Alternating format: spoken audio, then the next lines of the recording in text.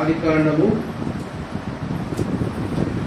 ప్రభువు శరీర రక్తంలో పాల్గొనక ముందు దేవుని వాక్యం నుండి ఆదికాండము 2వ అధ్యాయము 7వ వచనము. ఆదికాండము 2వ అధ్యాయము 7వ వచనము అందరం కలిసి చదువుకుందాం. దేవుడైన యెహోవా నేల మట్టితో నరుని నిర్మించి ఆయన ఆకారంలో జీవవాయువు నరుడు జీవాత్మ ఆయన. ప్రార్థన చేసుకున్నాము. దేవుని కృపను కోరుకుందాము.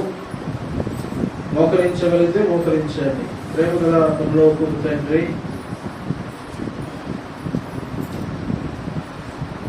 శాశ్వతమైన నిత్య జీవమిచ్చిన దేవుడవు ప్రభువా, నీవు మా తండ్రివి, నా తండ్రివి. నిన్ను స్తుతిస్తూ కొని ఆడుచున్నాను దేవా.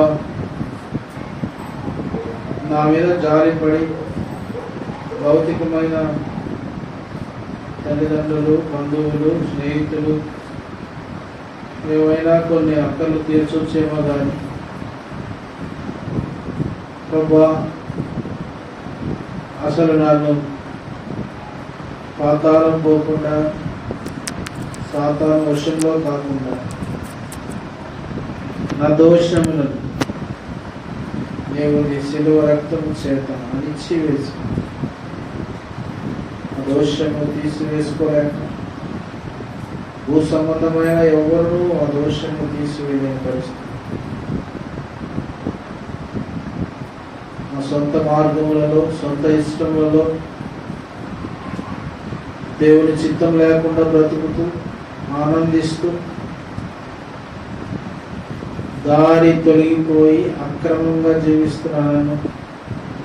నా దోషములు క్షమించడానికి లోకంలో అనుదించి శిలువలో వేలాడి నా దోషములన్నింటినీ అణిచివేసిన నా తండ్రి అయినందుకు నేను ఆరాధిస్తున్నాను. నా పాపములు దేవా, దేవునికి విరోధముగాను మనుషులకి విరోధముగాను చేసిన ప్రతి పాపమును దేవ విరోధంగా చేసిన, ప్రవర్తించిన ప్రతి సందర్భాన్ని మీరు తీసివేయడానికి, క్షమించడానికి, ఆ పాపమును ఎన్నడూ కనిపించకుండా సముద్ర అగాధములో పడవేసి నన్ను నూతనమైన సృష్టిగా, నూతనమైన జన్మగా, నూతనమైన ఆశీర్వాదంతో, నూతనమైన జీవంతో నన్ను నింపినందుకు నా హృదయపూర్తిగా నేను ఆరాధిస్తున్నాను.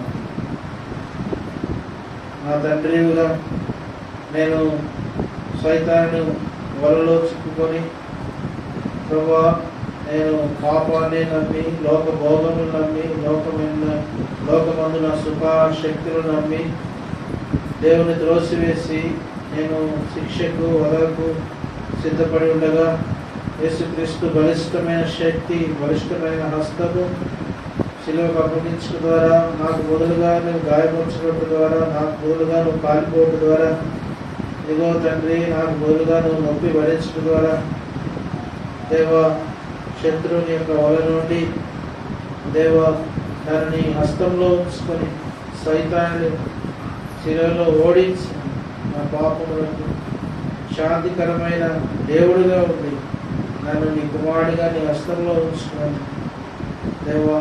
హృదయపూర్తిగా ఆరాధిస్తూ నన్ను ఎత్తుకొని దేవ నడిపిస్తున్న దేవుడు తండ్రి.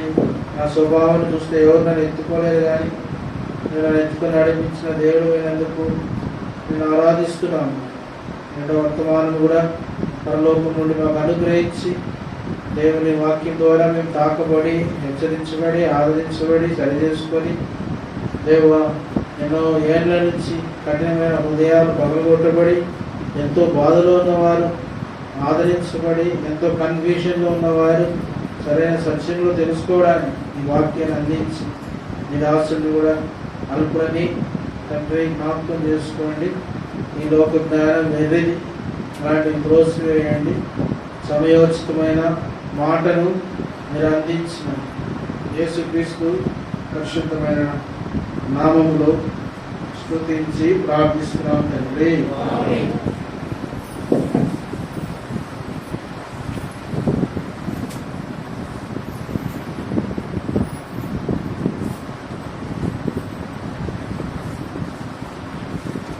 ఆదాము, మనమందరం ఆదాము గర్భంలో ఉన్నామని పోయిన వారం ధ్యానం చేస్తాం.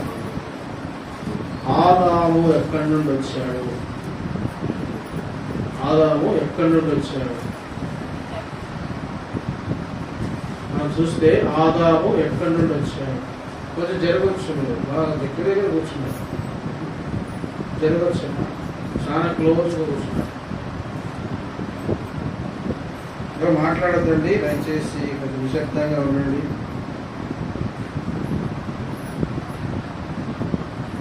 ఆదాము ఎక్కడి నుంచి వచ్చాడు చూస్తాం. ఆదికాండం 2వ అధ్యాయము 7వ వచనం. దేవుడైన యెహోవా నేల మట్టితో నరుని నిర్మించి వారిని నాసికారంధ్రంలో జీవవాయువు ఊదగా నరుడు జీవాత్మాయను. ఆదాము ఎక్కడి నుండి వచ్చాడంటే, ఆదాము దేవుడు ఒక రూపాన్ని తయారు చేసి ఆ రూపంలోకి తన ఆత్మని, తన జీవవాయువుని వదిలినట్టుగా కనిపిస్తుంది. అంతే కదా? దేవుడైన యెహోవా ఏం చేస్తున్నాడంట, వారి నాసికారంధ్రంలో జీవవాయువును ఊదగా నరుడు జీవాత్మ అయినాడు. ఆదాము ఎక్కడి నుంచి వచ్చాడు అంటే, ఆదాము దేవునిలో నుండి వచ్చాడు. నరుడు ఎప్పుడైతే ఈయన జీవవాయువును ఊదాడో, ఆదాముని ఊదాడో, ఆ ఆదాము ఎట్లయినాడంట, జీవాత్మ అయినాడు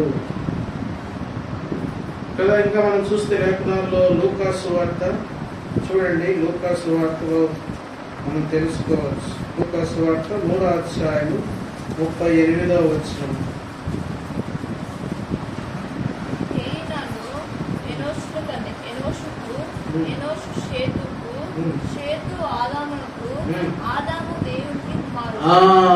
ఆదాము దేవునికి కుమారుడు. ఆదాము ఎవరు కుమారుడు అంటే, ఆదాము దేవునికి కుమారుడు. ఇప్పుడు చూడండి, అంటే మనందరం ఎక్కడున్నాం చెప్పండి? మన జర్నీ ఎక్కడి నుంచి స్టార్ట్ అయింది? మన తల్లి గర్భంలో ఉన్నాము, అంతకుముందు మన తండ్రి గర్భంలో ఉన్నాము, అంతకుముందు మన పితరుల గర్భంలో ఉన్నాము, అంతకుముందు అట్లేకపోతే ఆదాము గర్భంలో ఉన్నాము. ఇప్పుడు ఆదాము ఎక్కడి నుంచి వచ్చాడు? దేవుల్లో నుండి వచ్చాడు. ఇప్పుడు మనమందరం ఏడున్నట్లు? మనందరం ఏడున్నట్లు. అందుకే ఆయన అందరిలో ఉన్నాడంట. అందరిలో ఉన్నాడా? మనందరం దేవుల్లో ఉన్నాం, ఆయన మనలో ఉన్నాడు. చూడండి, మనకి ఇంకా క్లియర్ అర్థమవుతుంది. ఎఫెసీ 4వ అధ్యాయం 6వ వచనం. అందరికీ తండ్రి అయిన దేవుడు ఒకడే, ఆయన అందరికీ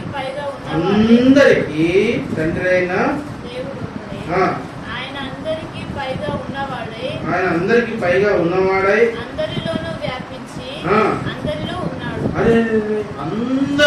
వ్యాపించి అందరిలో ఉన్నాడంట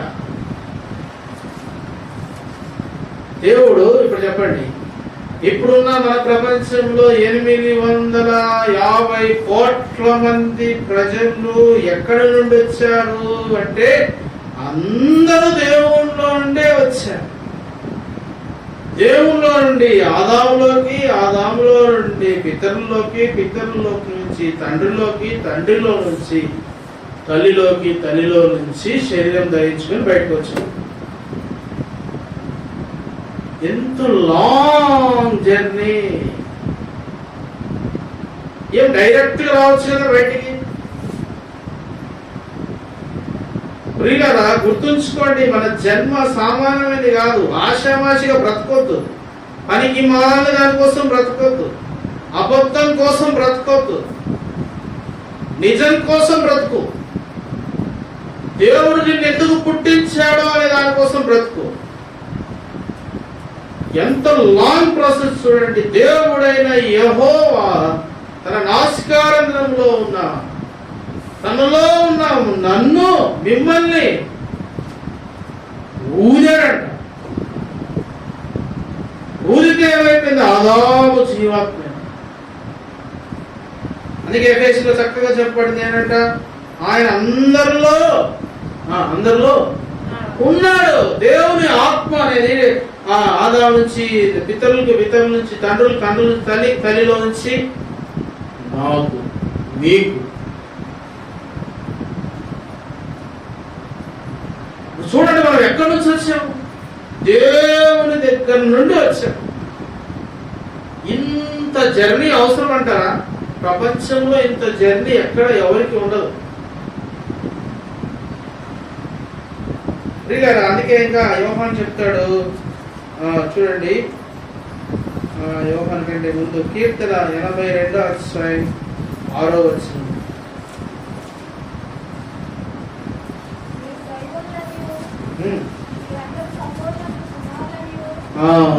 మీరందరూ ఎవరు కుమారులట? సర్వోన్నతుని కుమారులు.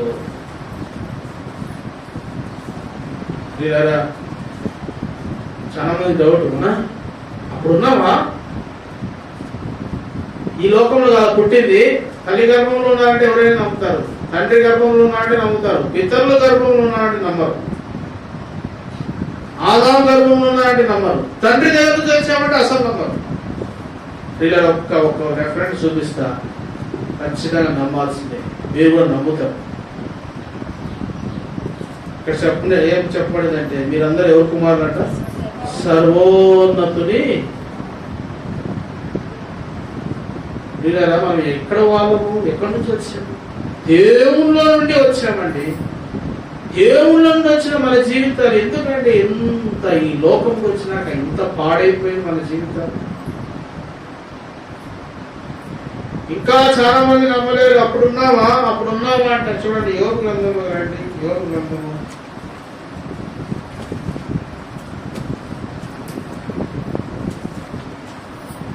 38వ అధ్యాయము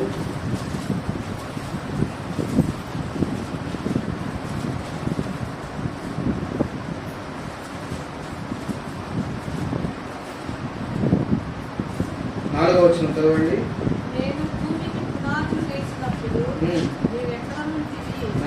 నేను భూమికి పునాది వేసినప్పుడు నీవెక్కడ ఉంటివి? ఇదేమైనా ప్రశ్నేనా కదా? నేను భూమికి పునాది వేసినప్పుడు నీవు ఎక్కడ ఉంటివి? ప్రియులారా, ప్రభు అడుగుతున్నాడు యోబుని, నేను భూమికి పునాది వేసినప్పుడు నువ్వు ఎక్కడ ఉన్నావు? ప్రియులారా, అప్పుడు యోబు ఉన్నాడా? ప్రశ్న ఏంటంటే అసలు అప్పుడు యోబు ఉన్నాడా? యోబు ఉన్నాడు. 38వ అధ్యాయము 19 చదవండి.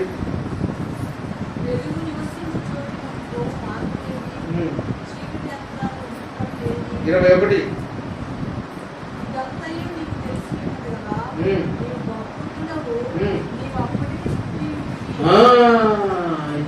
ఇప్పుడు ఈ వాక్యము బాగా గమనిస్తే ఇదంతా తెలిసినది కదా. నీవు బహువృద్ధుడవు, నువ్వు అప్పటికి పుట్టి ఉంటివి. ఏమండి, అప్పుడు పుట్టావా? యోబు పుట్టాడంటే నువ్వు నేను ఉన్నావు లేదా? భూమి పునాదులు వేయక ముందే అంట. భూమి పునాదులు వేయక ముందే నీవు అప్పుడికే, దేవుడు చెప్తున్నాడు, నేను చెప్పిన మాట కాదు, నీవు మహావృద్ధుడు. నువ్వు అప్పటికి ఏమైనావు? నువ్వు అప్పటికే పుట్టి ఉన్నావు. క్రైస్తవుడా, గుర్తుంచుకో, ఈ లోకంలో ఏదో 30 సంవత్సరాల ముందు, 40 సంవత్సరాల ముందు, 50 సంవత్సరాల ముందు పుట్టలే నువ్వు. భూమి పునాదులు వేయక ముందే నువ్వు పుట్టేవాడు. దేవుడు అంటాడు, నీవు మహావృద్ధుడు, నువ్వు అప్పటికే పుట్టి ఉన్నావు. ఎక్కడ పుట్టినావు? ఎక్కడ ఉన్నావు? దేవుళ్ళో ఉన్నావు. దేవుళ్ళ నుండి ఇప్పుడు ఏమైపోయిందంటే, ఆ దేవుళ్ళ నుండి ఈ ఆత్మ ఆదాములో విడిపోయింది, ఆ ఆదాములో నుండి పితరులో విడిపోయింది, పితరులో నుండి తండ్రిలో విడిపోయింది, తండ్రిలో నుంచి తల్లి విడిపోయింది, తల్లిలో నుంచి లోకంకి వచ్చే లోపల పిల్లరా మనము శరీరం ధరించుకొని లోకానికి ఇంత లాంగ్ జర్నీ. ఎప్పుడు పుట్టాం మనం? డేట్ ఆఫ్ బర్త్ ఎప్పుడు? జనవరి 2, 1994, 95, 96, 97 కాదు. మన డేట్ ఆఫ్ బర్త్ ఎప్పుడు? మన డేట్ ఆఫ్ బర్త్ ఎప్పుడు? భూమి పునాదులు వేయక ముందే, అప్పుడే నువ్వు పుట్టి ఉన్నావు, నేను పుట్టి ఉన్నాను. అరే సరే మంచిదే, ఇంత అప్పుడే పుట్టి ఉన్న మనలను ఇప్పుడు చూడండి, ఇంతమందిని దాటుకొని ఈ తరంలో మనం ఎందుకు పుట్టాలి? అది ఈరోజు అంశం. మనము ఈ లోకమునకు ఎందుకు పుట్టామో ఇది ప్రశ్న. ఇది చాలా మందికి డౌట్, చాలా మందికి ఆన్సర్ లేదు. చాలా మందికి విశ్వాసం, చాలా మంది ఎందుకు పుట్టావు అంటే వాళ్ళు చెప్తారు, నా కొడుకు పెళ్లి చేసేదానికి, నా కూతురు పెళ్లి చేసేదానికి, నేను అబ్బో నన్ను జేజేలు పలకాలని ఉన్నతమైన స్థానంలో ఉండేదానికి కాదు. ఎందుకు పుట్టావు? ఇంత దేవుడు నీకు నాకు ఎంత లాంగ్ జర్నీ. బాగా గుర్తుంచుకో, ఈ లోకంలో ఆశామాషిగా బ్రతికేదానికి, ఏదో చిల్లరగా బతికేదానికి దేవుడు నేను పంపలేదు. శరీరం ఇవ్వలేదు, ఒక రూపాన్ని తయారు చేయలేదు, ఆ రూపంలో నిన్ను పంపించలేదు, ఈ రూపంలో నన్ను పంపించలేదు. ఎందుకు చేశాడు ఇప్పుడు? అది ప్రశ్న. వాస్తవానికి చూడండి, ఒక ఎంబీబీఎస్ డాక్టర్ కావాలంటే ఏం కావాలంట? ఏం కావాలి? దాదాపుగా 10 సంవత్సరాలు స్కూళ్ళు, తర్వాత 2 సంవత్సరాలు ఇంటర్మీడియట్, తర్వాత 4 సంవత్సరాలు ఎంబీబీఎస్, ఇంకొక 2 సంవత్సరాలు హౌస్ సర్జన్,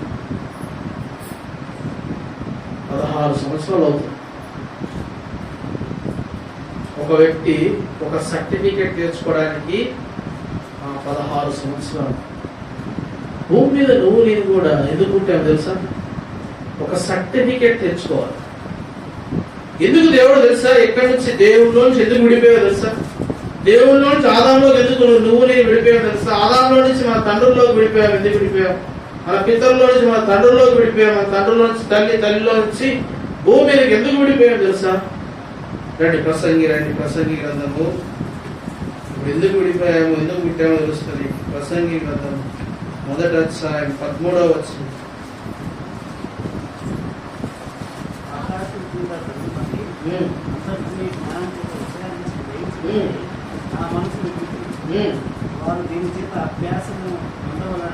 వారు దీని చేత అభ్యాసం నొందవలనని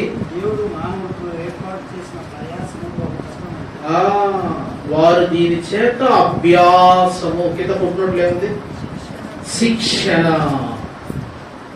భూమి మీదకి ఎందుకు వచ్చావో తెలుసా? ఒక ట్రైనింగ్ కోసం వచ్చావు, అభ్యాసము శిక్షణ కోసం వచ్చావు భూమి మీదకి. బాగా గుర్తుపెట్టుకో, ఎందుకు పుట్టారో బాగా నోట్స్ లో కాదు, గుండెలలో రాసుకోవాలి.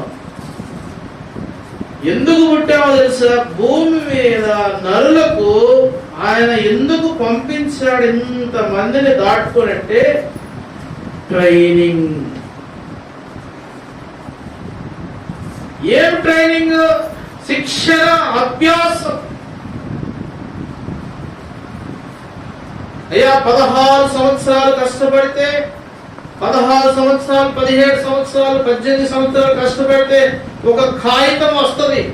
ఈయన డాక్టర్ కోర్సు చదివాడు, ఒక సర్టిఫికేట్ తెచ్చుకోవాలి. ఒక సర్టిఫికేట్ తీసుకునేదానికి 16 సంవత్సరాలు, 18 సంవత్సరాలు పడతా ఉంది. భూమి మీద నీవు నేను కూడా ఒక ట్రైనింగ్ తీసుకొని ఒక సర్టిఫికేట్ దేవునికి చూపించాలి.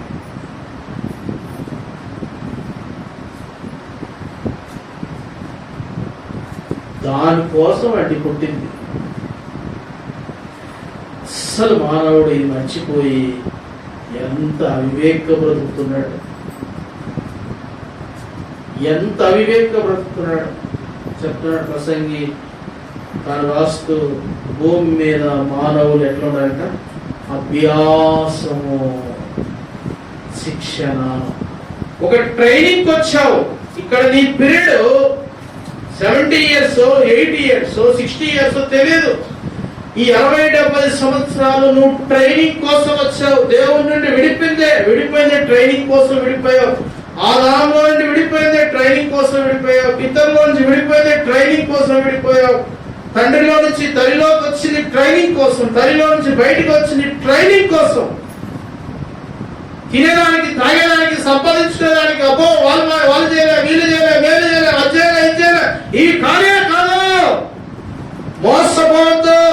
ఆస్తులు సంపాదించుకొని, ఘనత సంపాదించుకునే నువ్వు రాలేదు, నేను రాలేదు. పంపించింది ట్రైనింగ్ కోసమే పంపించాడు. శిక్షణ ఏమిటి? ఆ శిక్షణ, ఆ సర్టిఫికెట్ ఏంటి? ఒక ఎంబీబీఎస్ డాక్టరు 16 సంవత్సరాల తర్వాత ఒక సర్టిఫికెట్ తెచ్చాడు. ఒక ఇంజనీరు 17-18 సంవత్సరాల తర్వాత ఒక సర్టిఫికెట్, ఒక పేపర్లో ఇదో ఫలానా వాడు డాక్టర్. పొరపాటున ఎవడైనా ఆ సర్టిఫికెట్ చించేశారనుకో, పొరపాటున ఆ సర్టిఫికెట్ చించేస్తారు. అరే ఏమిరా బుద్ధి లేనోడా, 16 సంవత్సరాలు కష్టపడ్డాను రానిలో, 16 సంవత్సరాలు నిద్రపోలేదు, 16 సంవత్సరాలు పడుకోలేదు, 16 సంవత్సరాలు అన్నం తినలేదు, 16 సంవత్సరాలు ఎన్నో గంటలు కష్టపడి సంపాదించిన సర్టిఫికెట్ చినిగిపోయింది. ఏ సర్టిఫికెట్ తెచ్చుకోవాలి ఇప్పుడు? బాగా గుర్తుపెట్టుకో, ట్రైనింగ్ వచ్చావు. ఈడ పిచ్చి పిచ్చిగా ప్రవర్తించేదానికి కాదు, అభ్యాసం నేర్చుకో. టు లర్న్, నేర్చుకోవడానికి, దిద్దుకోవడానికి. ఏమి అహమటం వస్తుందా? అత్యయం అడ్డం వస్తుందా? నేను వాళ్ళు చెప్తే వీళ్ళు చెప్తే ఇవి అడ్డం వస్తున్నాయా? నీవు వచ్చిందే ట్రైనింగ్ కి, నేను వచ్చిందే ట్రైనింగ్ కి. అభ్యాసం నేర్చుకో. తెలియకపోతే నేర్చుకోవాలి. కానీ నేర్చుకోకుండా ఎంతకాలం నాకు తెలిసిందే నాకు కరెక్ట్ అనుకుని నిలబడతావు. ఇది మోసం. నాకు నేను, నీకు నీవు మోసం చేసుకుంటున్నావు అంతే. ప్రియులారా, ట్రైనింగ్ లో ఉన్నావు. ఎన్ని సంవత్సరాల ట్రైనింగ్ ఉన్నది తెలుసా?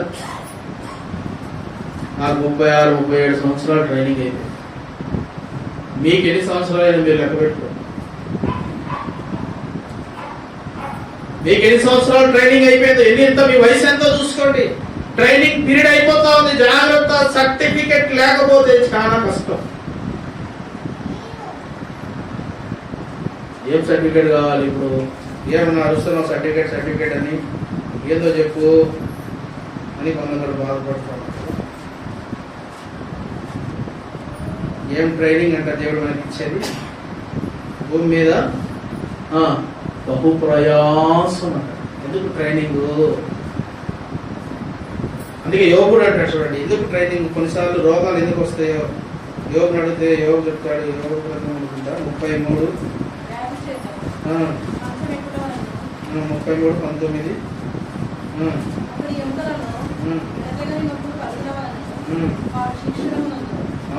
వాడు శిక్షణమునందును వ్యాధి చేత కదా, వ్యాధి చేత ఏమవుతుందంట?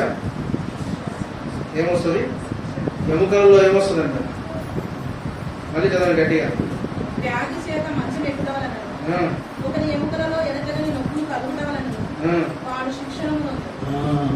ఎముకలలో నొప్పి, వ్యాధులు, మంచం ఎక్కువటం వలన ఏంటంట? ట్రైనింగ్. మనం బ్రతికంటే ట్రైనింగ్.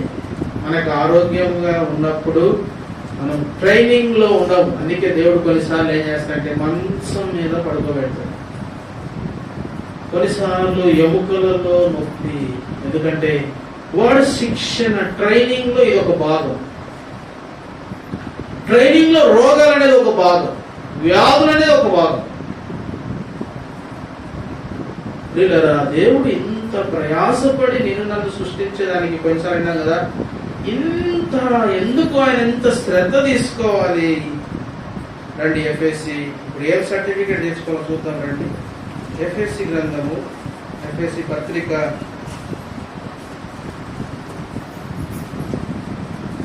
1వ అధ్యాయం 4వ వచనం చదవండి. ఉమ్, మన ప్రియునియందు ఉమ్, తాను ఉచితంగా మనకు అనుగ్రహించిన ఉమ్, తన కృపా కనికరములకు ఉమ్, తన చిత్త ప్రకారమైన దయా సంకల్పం చొప్పున ఉమ్, యేసుక్రీస్తు ద్వారా ఉమ్, తన కుమారునిగా ఉమ్, స్వీకరించుటకై ఉమ్, మనము ముందుగా ఉమ్, మన కోసం నిర్ణయించుకుని ఉమ్. మనము తన ఎదుట మనము తన ఎదుట పరిశుద్ధులమును నిర్దోషులమునై ఉండవల్లని జగత్తు పునాది వేయబడక మునిపే ఆ, ఏర్పరచుకొనేను.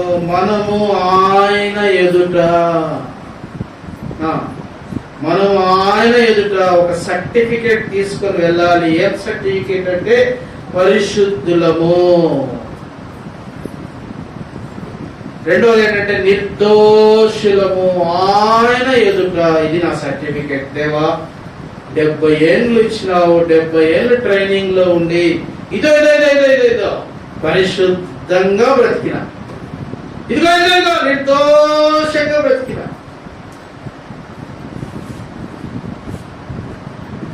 దీనికోసం పుట్టింది ఈ లోకంలో.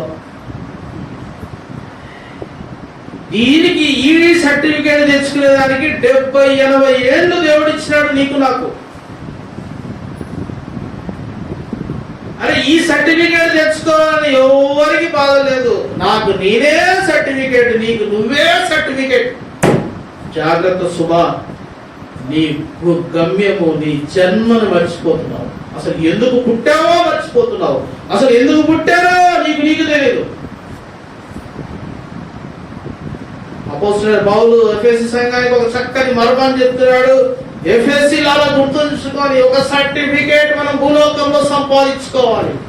నీవు ఏ రీతిగా కాలేజీకి వెళ్తే ఒక ఇంజనీరింగ్ సర్టిఫికేట్ తెచ్చుకుంటావు, నీవు ఏ రీతిగా అయితే ఎంబీబీఎస్కి వెళ్తే ఒక డాక్టర్ సర్టిఫికేట్ తెచ్చుకుంటావు, నీవు ఈ లోకంలో బ్రతికినంత కాలం ముగించే లోపు ఒక సర్టిఫికేట్ తీసుకొని వెళ్ళాలి దేవుని ఎదుట. ఏం సర్టిఫికేట్ అది? పరిశుద్ధులకు. తర్వాత నిర్దోషులకు తన ఎదుట నిలబడాలి. ఏమన్నా ఆలోచన ఉందండి మనకు? అసలు ఈ సర్టిఫికేట్ గురించి ఎవరికైనా ఆలోచన ఉందా? ఎందుకు పంపించాడో తెలుసా? నీవు నేను ట్రైనింగ్ తీసుకొని ఈ మాంస శరీరాకారంలో ఉన్న ఈ ఇచ్చలు, ఈ మాంస శరీరాకారంలో ఉన్న ఈ కోరికలు, ఈ లోకంలో ఉన్న ధనాపేక్ష, ఈ లోకంలో ఉన్న స్త్రీ అపేక్ష, ఈ లోకంలో ఉన్న రకరకాల అపేక్షలన్నిటినీ జయించి పరిశుద్ధంగా జీవించిన ప్రభువా అని ఒక సర్టిఫికేట్ అనేది దేవుని ఎదుట చూపించకపోతే నీ జన్మ నా జన్మ మొత్తం శూన్యం.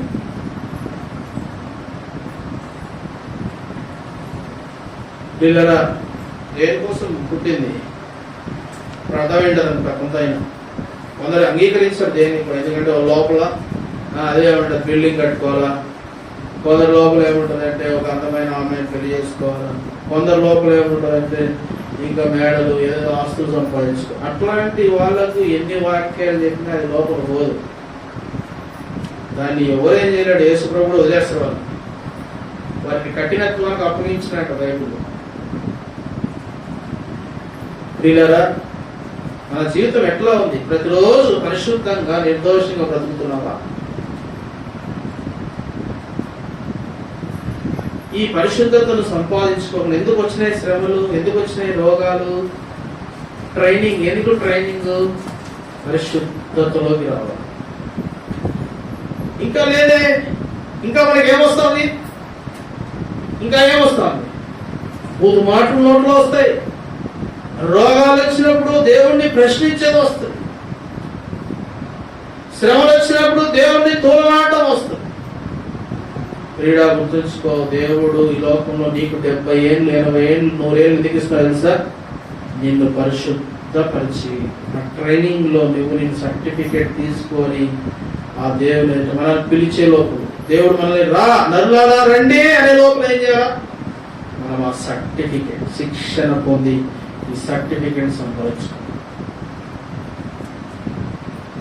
చేస్తున్నామండి. చేస్తున్నామా? రండి ఒకసారి నిర్గమకాండం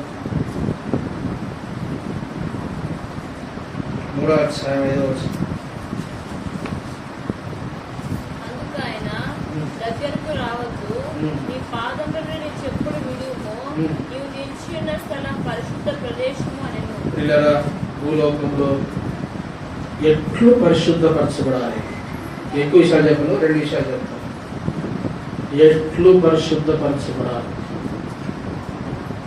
ఈ సర్టిఫికేట్ ఎట్లు తయారు చేసుకోవాలి? వచ్చే నీ జీవితం 24 గంటలు దేవుడు ఎందుకు ఇస్తున్నాడు? ఇన్ని సంవత్సరాలు, ఇన్ని రోజులు ఆయుష్ ఎందుకు ఇస్తున్నాడు? ఒక మనిషి సగటున ఎన్ని రోజులు బ్రతుకుతున్నాడు? 30,000, 40,000 బ్రతికిన ఉన్నారు. ఎన్ని వేల రోజులు మన జీవితంలో దాటుకొని పోతున్నాయి తెలుసా? పరిశుద్ధమైన జీవితం. పరిశుద్ధం ఎట్లా సంపాదించుకోవాలి? మోషేతో ఒక మాట అన్నాడు. ఏమన్నాడు చెప్పండి, మళ్ళీ చదవండి. అందుకు ఆయన, దగ్గరకు రావద్దు, నీ పాదముల నుండి నీ చెప్పులు విడువుము, నీవు నిలిచి ఉన్న స్థలము పరిశుద్ధ ప్రదేశం. నీవు నిలిచిన స్థలము పరిశుద్ధ ప్రదేశం. నీకు భూలోకంలో నిన్ను పరిశుద్ధపరచడానికి దేవుడు ఒక స్థలంలో తీసుకొస్తాడు. మోషేతో అంటున్నాడు, ఏమంటున్నాడంటే, మోషే నీకు టాలెంట్స్ ఉన్నాయి. మోషే కూడా టాలెంట్ నాకు తెలిసి బైబిల్లోనే ఎవరికి అన్ని ఉన్నాయో లేవు అంటే మనకైతే ఉండవు, బైబిల్లో కూడా అరుదుగా ఉంటాయి. నాకు తెలిసి ఎవరికి లేవు ఆ టాలెంట్స్ కదా. ఐగుప్తి విద్యలన్నీ అభ్యసించిన వాడు మోషే. మోషేకున్న జ్ఞానం గాని, మోషేకున్న విద్యాభ్యాసం గాని, మోషేకున్న నడిపింపు గాని, మోషేకున్న బలం గాని, wonderful talent man, multi talent man. అంత టాలెంట్ ఉన్న వ్యక్తి. ఫరో గాని, ఫరో సైన్యం గాని చిక్కకుడు దొరకడు మోషే. అంత జ్ఞానం గలవాడు. ఆరంభంలోనే ఫరో యొక్క ఇంట్లోనే, ఫరో ఇంట్లోనే చూడండి, ఆయన ఫరో ఇంట్లో పెరిగి ఫరోకు విరోధంగా నిలబడినవాడు. Such a mighty talent man మోషే. సకల విద్యలో ప్రవీణుడు. సకల విద్యలో ప్రవీణుడు ఎవరంటే మోషే. సకల విద్య, ఒక విద్య కాదు, అన్ని విద్యలు తెలిసినాడు. మనకు ఒకటి తెలిస్తే పది తెలియదు. మనం ఒక తెలిసిన దానికే ఓ డబ్బా, ఈ డోర్ నుంచి ఎక్కడ పోతుందో హైదరాబాదు, చెన్నై, మెడ్రాస్ అన్ని దాటిపోతుంది. మోషే ఎట్లాంటి వాడంటే సకల విద్యలో ప్రవీణుడైన మోషే దేవుడు ఏం చేస్తున్నాడు? ఒక స్థలాన్ని తీసుకొస్తాడు. మోషే ఒక స్థలాన్ని తీసుకొస్తున్నాడు. ఇప్పుడు అంటున్నాడు, మోషే నీ చెప్పులు వదిలిపెట్టు, నీ చెప్పులు వదిలిపెట్టు. నీకున్న ఆ విద్య, నీకున్న ఆ విద్యాభ్యాసం, నీకున్న టాలెంట్స్, నీకున్న బలం నిన్ను పరిశుద్ధతను ఇవ్వదు. గుర్తుంచుకో. నీకు ఒకవేళ ఏమున్నాయో నీకు గుర్తుంచుకో, అది నీకు పరిశుద్ధత ఇవ్వదు భూలోకంలో. దానికోసం వెంపర్లాడద్దు. నీకు ఏమేమున్నాయో అవి నిన్ను పరిశుద్ధతలోకి నడిపించుదు. నీకు పని, ఉద్యోగమా, డబ్బా, ఇల్లా, భోజనమా, మంచి సౌకర్యమా, మంచి బ్యాక్గ్రౌండా, మంచి కులమా, మంచి ఏమేమున్నాయో అవి నిన్ను పరిశుద్ధపరచదు భూలోకంలో.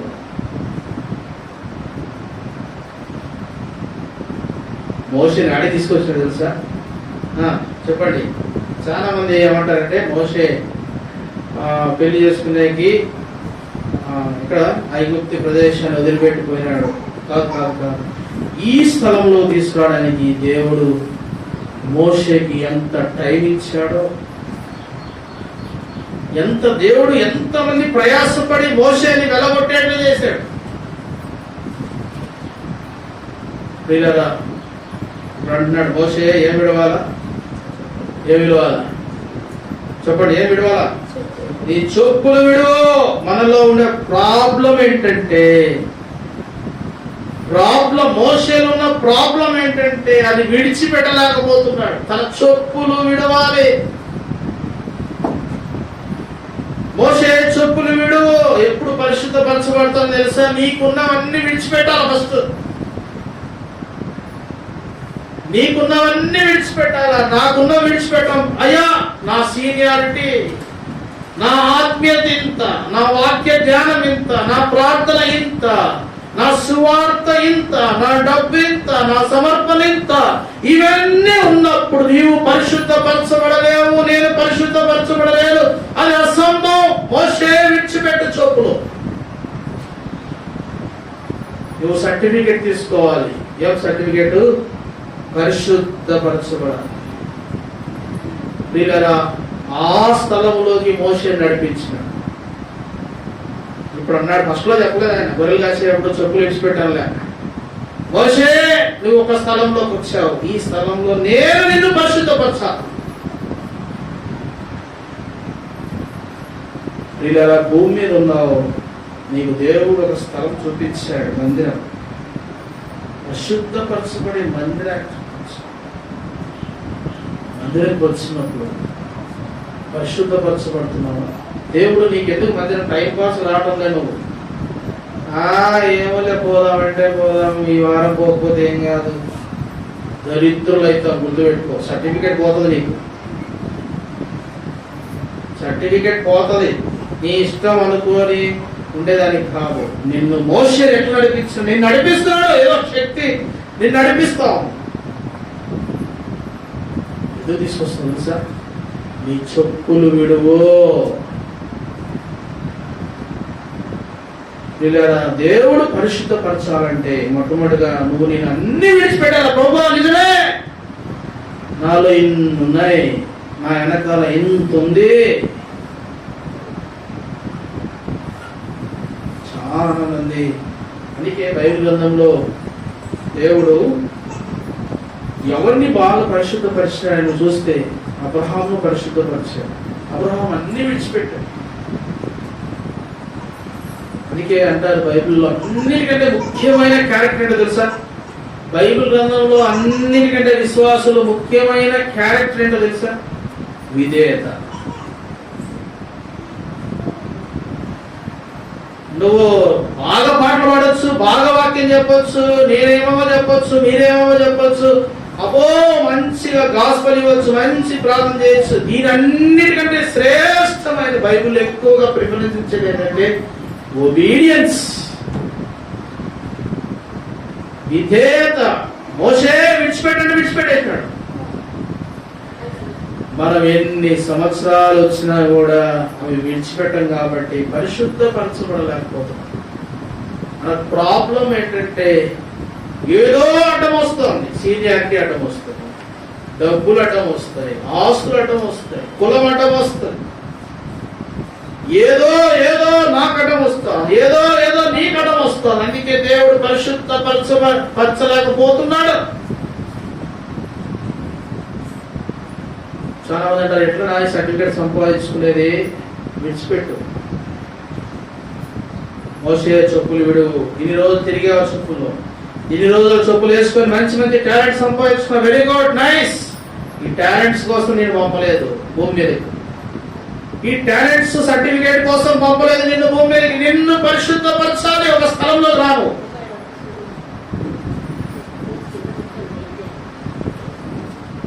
కాబట్టి ప్రియులారా, ఈ ఉదయకాలం ప్రభు మనతో మాట్లాడుతున్నప్పుడు దేవుని ఇంటికి వచ్చినావంటే ఆశామాషం రాలేదు. నువ్వు సర్టిఫికేట్ సంపాదించుకునే దానికి వచ్చినావు. నేను సర్టిఫికేట్ సంపాదించుకునే దానికి వచ్చినాను. దేవుడు మనల్ని శుద్ధిపరుస్తున్నాడు. మాట్లాడదండి, దయచేసి మాట్లాడకూడదు, ఎవరు సైలెంట్గా ఉండాలా. వీళ్ళరా, దేవుడు మనతో మాట్లాడుతున్నప్పుడు మనం విధేయత చూపడం. అందుకే అన్నాడు కదా, సౌలు ఏమన్నాడు కదా, నువ్వేమి బళ్ళు అర్పించడం కంటే మాట వినుట. మనం అనుకుంటాం ఏదేదో దేవునికి ఇచ్చినాం, అది కాదు. దేవుని మాట వినడం. దేవుడు అబ్బా పరలోకంలో బిర్యానీ చేసుకుంటాడు. పరలోకంలో బిర్యానీ ఉండవులే, పరలోకంలో సంతోషిస్తాడు. ఆహారం అయితే ఉండదు కానీ అది వేరే తర్వాత మాట్లాడదు. దేవుడు ఎప్పుడు సంతోషిస్తాడు తెలుసా? నా గురించి, నీ గురించి. అబ్బా ఈరోజు నా మాట విన్నాడు నా కొడుకు, అబ్బా నా కుమార్తె తెలుసు నా మాట విన్నాడు, అబ్బా ఈరోజు ఆ పిల్లలు నా కుమారుని పరిశుద్ధపరిచిన, నా కుమార్తెను పరిశుద్ధపరిచిన. అరే రే రే, దేవుడు ఏ రోజైనా సంతోష పెట్టినావా? ఇలా చాలా విచారకరం ఏంటంటే విశ్వాసులు ఎట్లా ఉన్నవి అట్లే ఉంటున్నాయండి. ఏం లాభంలే, బలలో పాల్పొందుతారు, దైవ రక్తంలో పాల్పొందుతారు, లోపం అట్లే ఉంది, విడిచిపెట్టలే. కులం పోలేదు, డబ్బు పోలేదు, అహంకారం పోలేదు, అయ్యా ఆస్తులు పోలేదు, ఐశ్వర్యాలు పోలేదు, హోదాలు పోలేదు, బంధు జనాంగం పోలేదు, వాళ్ళు ఏదేదో బలం పోలేదు, అవి పోయే అంతవరకు అది విడిచిపెట్టకపోతే దేవుడు మోషే అది విడిచిపెట్టిరా. ఒకటే కండిషన్, అది విడిచిపెడతావా రా.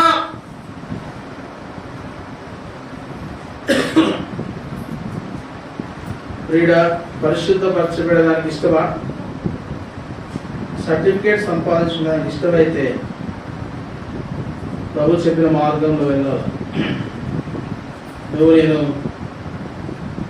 ఆ పరిశుద్ధత కొరకు సమస్తాన్ని విడిచిపెట్టాల్సి. నీ హృదయంలో పెట్టుకోదు ఏది. నీ హృదయంలో నాకు ఇది ఉంది అని దేవుని దగ్గర రావద్దు. ఇది ఉంది అని వచ్చినామంటే దేవుడు పరిశుద్ధం చేయలేడు నిన్న. లార్డ్ లోపల, అందుకే భక్సింగ్ గారు అనేవాడు, లార్డ్ మందిరంలో ఎంటర్ అవుతుంది, lord I am a sinner. రెండో మాట అనేవాడు, ఏమంటాడు?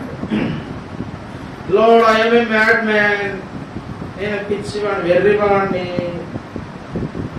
ఏందండి బైబిల్ 3 రోజుల్లో బైబిల్ చదివేసిన వ్యక్తి వెర్రోడా? 3 రోజుల్లో బైబిల్ చదివి, మనం 3 రోజులు 3 అధ్యాయాలు చదివేదానికి ఏడ్చి బైబిల్ పల్లెలు బైబిల్ చదివిన అంటారు, ఏడ్చి చదువుతామే. 3 రోజులు 3 అధ్యాయాలు, 3 రోజుల్లోనే బైబిల్ కంప్లీట్ చేసిన ఆయన వెర్రివాణి ప్రభువా. లోపల ఏం లేదు. అప్పుడు లోపల ఏం లేకపోతే ఏముంటది? లోపలికి వచ్చినాక దేవుడు పరిశుద్ధపరిస్తే ఆ ధన్యత ఎప్పుడు రావాలా? మనకి ఎందుకు ఈ తగాదాలంటే లోపల ఉంటుంది. నాకు ఇది ఇది ఇది మీరు ఇవి ఉంటాయి లోపల, బయట కనపడవు. ఇవి ఉన్నంత వరకు దేవుడు బయటే ఉంటాడు, లోపలికి మీరు నన్ను పరిశుద్ధపరచు. ఇలా సర్టిఫికేట్ పోగొట్టుకోదు. కలుషితమైతే వచ్చేవారు చెప్తాను, ఎట్లు పరిశుద్ధపరచబడాలి. మోషేతో ఎంత చక్కగా చెప్పినాడు, మోషే నీ చెప్పులు విడిచిపెట్టా. ఆ చెప్పుల ద్వారా మోషే టాలెంట్స్ సంపాదించాడు. వెరీ గుడ్, టాలెంట్స్ ఉంటాయి, ప్రతి ఒక్కరు ఉంటాయి, తప్పుగా. అయితే దానికోసం నువ్వు రాలేదు, దానికోసం బ్రతుకో. ఆ టాలెంట్లు బట్టి నువ్వు అతిశయంలోకి రావద్దు. ఓకే, మంచి దేవుడు నీకు ఆస్తి ఇచ్చినాడా, ఐశ్వర్యం ఇచ్చినాడా, హోదా ఇచ్చినాడా, దేవుడు నీకు మంచి ఘనత ఇచ్చినాడా, ఓకే. అయితే ఈ స్థలంలోకి వచ్చే లోపల అవన్నీ lord I am a mad man, బక్సింగ్ గారు అనేవాడు. Oh lord I am a mad man, I am a sinner. వాళ్ళే పిచ్చోలండి, వాళ్ళు పాపాత్ములండి.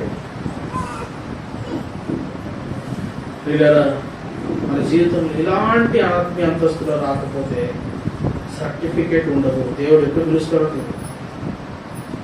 అందుకే భక్తులు ఏం చేస్తారంటే దేవుడు బెడ్ మీద పెడతాడు 10 రోజులు 15 రోజులు. భక్తుల్ని అందరినీ కాదు, చాలా మంది బెడ్ మీద ఉంటే షాప్ అనుకుంటారు. లేదు లేదు, ఆ 10-15 రోజులు ఏం చేస్తారంటే, ప్రభువా నేను ఇంకా అక్కడ నా భార్యని ఇట్లా అన్నాను, ప్రభువా ఆయన ఇట్లా అన్నాను, ప్రభువా ఈయన ఇట్లా అన్నా, ప్రభువా ఇట్లన్నా ఇట్లన్నా. 15 రోజులు ఆయన అట్లన్నా ఇట్లన్నా ఇట్లన్నా ఇట్లన్నా.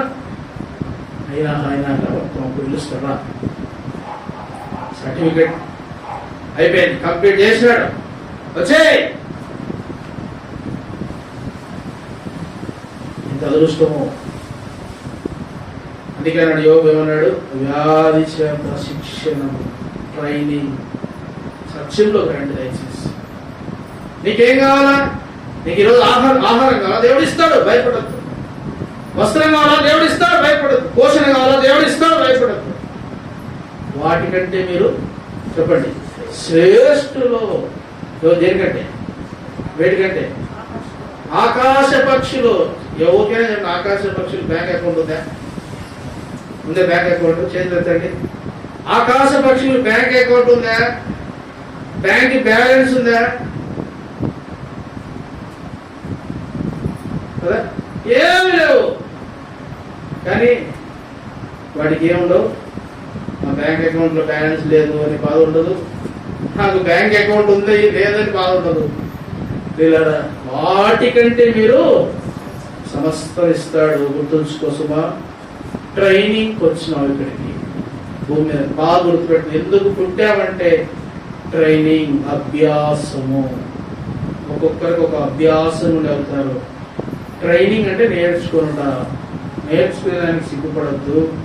ప్రతిరోజు నేను నేర్చుకోవాలి, ప్రతిరోజు మీరు నేర్చుకోవాలి. ఎంతవరకు? మన పిలుపు వచ్చేంతవరకు. ఏం నేర్చుకోవాలయ్యా అంటే పరిశుద్ధమైన జీవితం. ఇంకా వేరే వేరే వాటి కోసం కాదు, వేరే వేరే వాటికి కూడా. ఎందుకంటే వరము ద్వారా పరిశుద్ధతలో రావాలి. నీకు దేవుడు ఒక వరం ఇచ్చాడు, పరిశుద్ధతలోకి నువ్వు రావాలి, నా ద్వారా ఇతరులు తీసుకురావాలి. మన వాళ్ళకి ఏమైపోయిందంటే ఇప్పుడు వరం వచ్చింది, ఒక్క టీవీలలో డబ్బులు కమ్ముకుంటారు, టీవీలలో వరం తీసుకుని పాటలు పడేవాళ్ళు, వాళ్ళు రకం చేస్తారు. ఆ వరం ద్వారా అతిశయాలు, గర్వాలు, అహము, కొట్లాట్లు, కోర్టులు, పోలీస్ స్టేషన్లు ఈ వరం ద్వారానే. ఎందుకు మాటి మాటికి ఆడిపోయి ఈడిగిపోయి చీలిపోయి అవి ఎందుకంటే నేను వాక్యం చెప్పగలను, నేను పాటలు పాడగలను, నేను వాయిద్యాలు వాయించగలను. పిల్లరా, ఇది ఈరోజు క్రైస్తవానికి ఉన్న ప్రధానమైన సమస్య. వరాల ద్వారా కొట్లాడుకుంటున్నారు. వరము ద్వారా కొట్లాడేది కాదు, వరము ద్వారా పరిశుద్ధతను తీసుకురావాలి. ఆ సర్టిఫికేట్ తెచ్చుకుంటే ప్రభు ఎదుట నువ్వు నేను ఇంకా నిర్దోషం తర్వాత చెప్తా. పరిశుద్ధ ఒకటే పండి, మోషే నీ చెప్పులు విడు. దేవుడు మనలాంటి వాడు కాదు. నీకేమున్నాయో అన్నీ వదిలేయాలి, నాకేమున్నాయో అన్నీ వదిలేయాలి. ఇక్కడికి వచ్చినాక మేము కూడా సేవకుల మీటింగ్ చెప్తాం. సేవకుల మీటింగ్లో ఏం చెప్తామంటే, మనము విశ్వాసుల కంటే భ్రష్టులం అయిపోతాము. ఎందుకంటే మేము బోధించి బోధించి బోధించి అది ఒకవేళ మేము సరిగా లేకపోతే భ్రష్టత్వం మా మీదకి మా కుటుంబాలకు వస్తుంది. మాకు ఎంత భయం ఉండదో. కాబట్టి నేను కూడా ఇక్కడ ఏమని ప్రార్థన చేస్తాను అంటే, lord I am a sinner, నువ్వు నాకు నేర్పించి, ఈరోజు వాక్యం మీకు కాదు, ఈరోజు వాక్యం నాకు నేర్పించని అడుగుతా. నేను వచ్చిన వెంటనే నేను అడిగేది ఏంటంటే, ప్రభుని నాకు నేర్పించి ఈరోజు వాక్యం ద్వారా. అందరు మోకరించండి, అందరు మోకరించి ఇప్పుడు కళ్ళు తెచ్చుకో.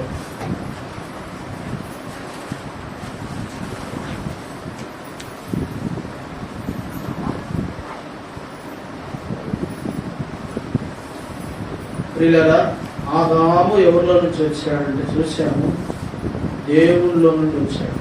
ఇంత మంచి దేవుడు అండి. మనం ఎక్కడి నుండి వచ్చాం? భూమి పునాదులు వేయక ముందే ఉన్నాం. ఇది సత్యం, అందరూ నమ్మాలా.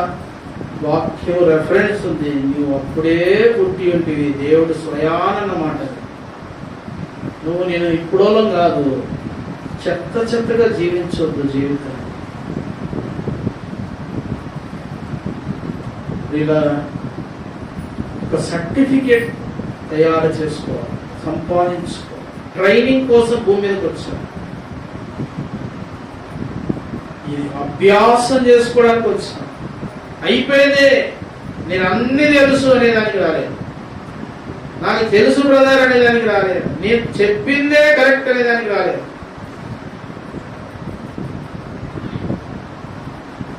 దేనికి వచ్చామంటే పరిశుద్ధమైన జీవితంలో సంపాదించు సర్టిఫికెట్. దేవుని ఎదుట, ఏ మనుషుల ఎదుట గ్యామ్లింగ్ చేయొచ్చు. నేను చేసినావని, నేను ఒకవేళ చేయలేదు బ్రదర్ అని అబద్ధాలు చెప్పవచ్చు. దేవుని ఎదుట కుదరదు, దేవుని ఎదుట కుదరదు. సర్టిఫికెట్ కోసం వచ్చామని అర్థమైందా?